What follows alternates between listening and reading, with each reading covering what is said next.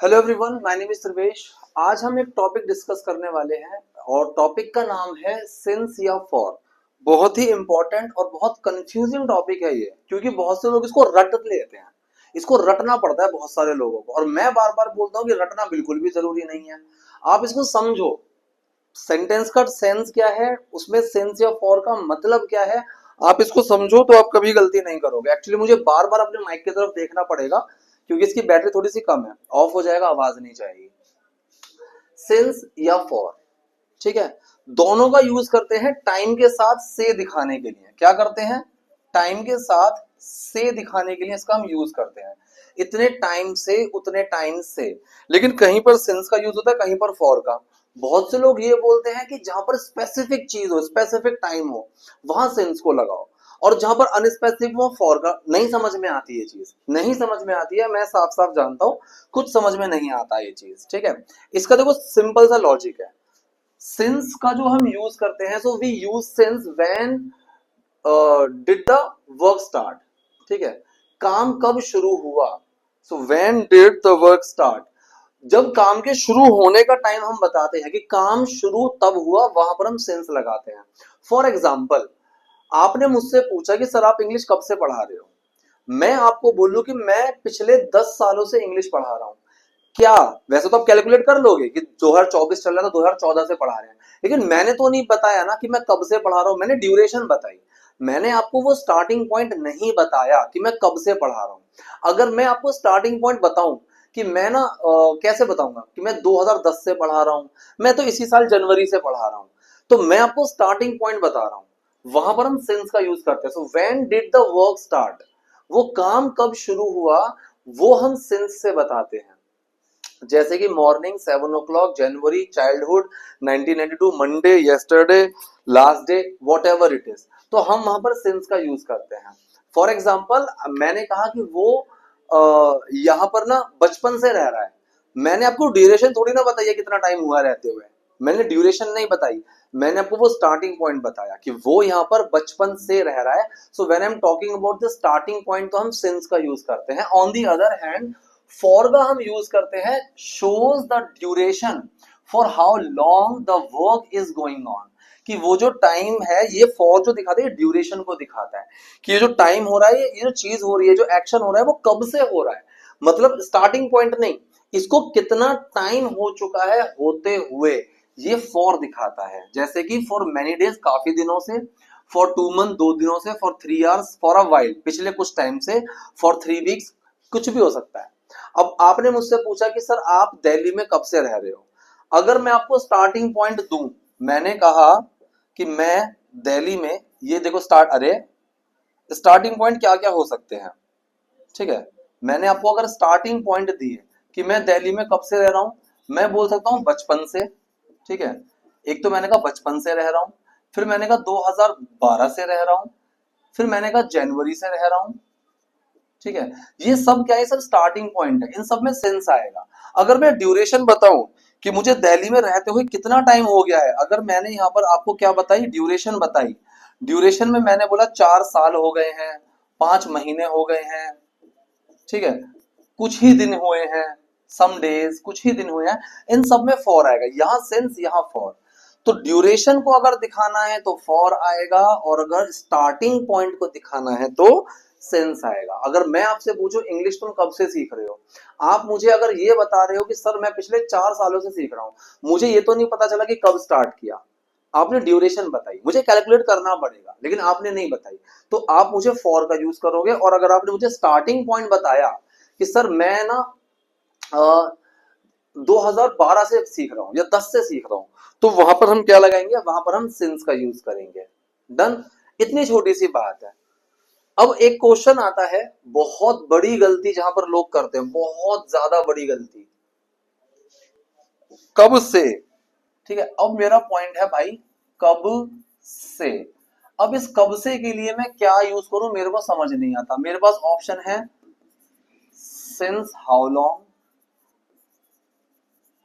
Since how long, मेरे पास option है for how long, मेरे पास ऑप्शन है for how much time,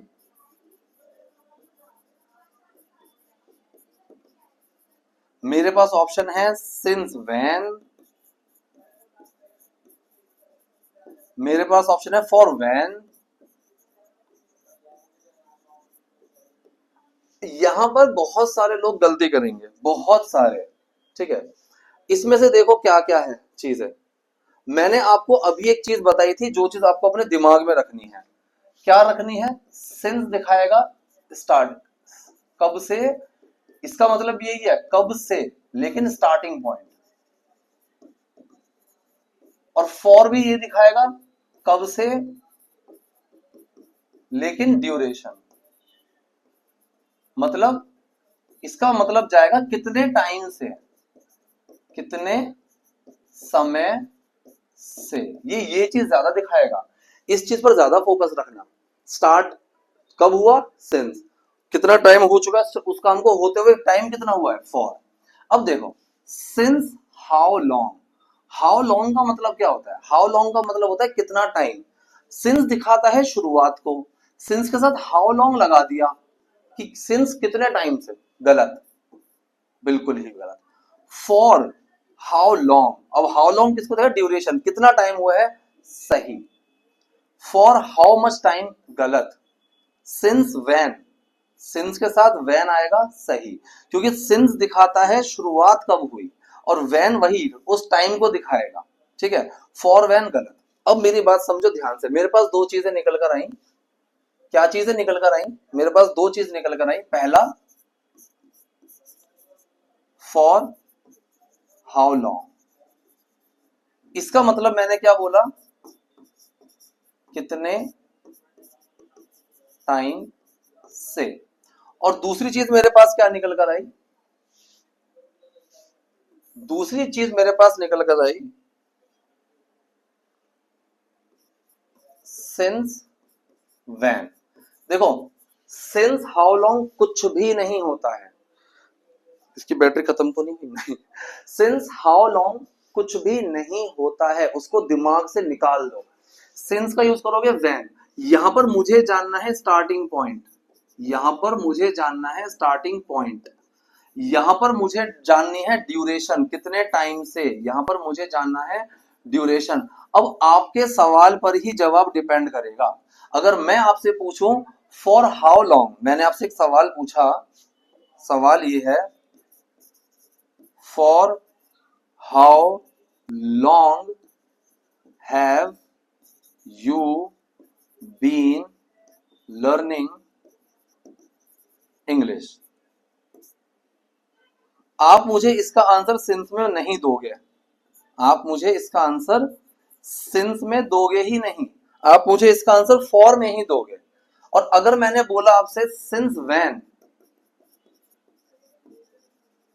have you been learning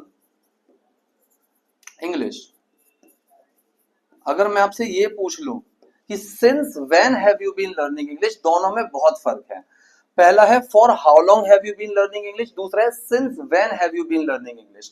दोनों में जमीन आसमान का फर्क है। फर्क क्या है, ध्यान से समझो। यहां पर मुझे जाननी है ड्यूरेशन, कि आप इंग्लिश जो सीख रहे हो वो कितना टाइम हुआ है। आप मुझे इसका आंसर भी दोगे, I have been learning English for 2 years। आप यहां मुझे ड्यूरेशन बताओगे कि sir I have been learning English for 2 years, मैं 2 सालों से इंग्लिश सीख रहा हूं या सीख रही हूं। ऑन दी अदर हैंड यहां पर आप मुझे वो स्टार्टिंग पॉइंट बताओगे जब मैंने सिंस व्हेन का यूज करा, तो आप कहोगे I have been learning English, I have been learning English since since 2020। आपने यहां पर मुझे स्टार्टिंग पॉइंट बताया है और आपने यहां पर मुझे ड्यूरेशन बताई है। This is the difference between since and for. Since time बताता है कब शुरू हुआ, फॉर ये बताता है कितना टाइम हुआ, ठीक है। आप मुझे बोलोगे सर मैं आपको पिछले 4 सालों से फॉलो कर रहा हूं, आपने ड्यूरेशन बताई, sir I have been following you for last 4 years। Sir मैं आपको 2012 से कर रहा हूं, I have been following you since 2012। आपने शुरुआत पॉइंट बताया कि आप मुझे कब से फॉलो कर रहे हो, तो सिंस आएगा, ठीक है जी। किसी तरीके से अगर मान लो आप किसी ऑफिस में काम कर रहे हो और वहां पर आपका बॉस आपसे पूछे कि भाई कब से यहाँ काम कर रहे हो, सिंस हाउ लॉन्ग गलत है, सिंस हाउ लॉन्ग ही गलत है, सिंस व्हेन आप वहां पर स्टार्टिंग पॉइंट बताओगे, sir since 2010। For how long कितना टाइम हो गया है, duration, sir for last 10 years I have been working here. ये डिफरेंस होता है। आई होप पसंद आया होगा। अगर पसंद आया हो आज का लेक्चर तो इस चैनल को भी सब्सक्राइब करिएगा, ऐसी चीजें मैं लाता रहूंगा आपके नॉलेज वाली। Thank you.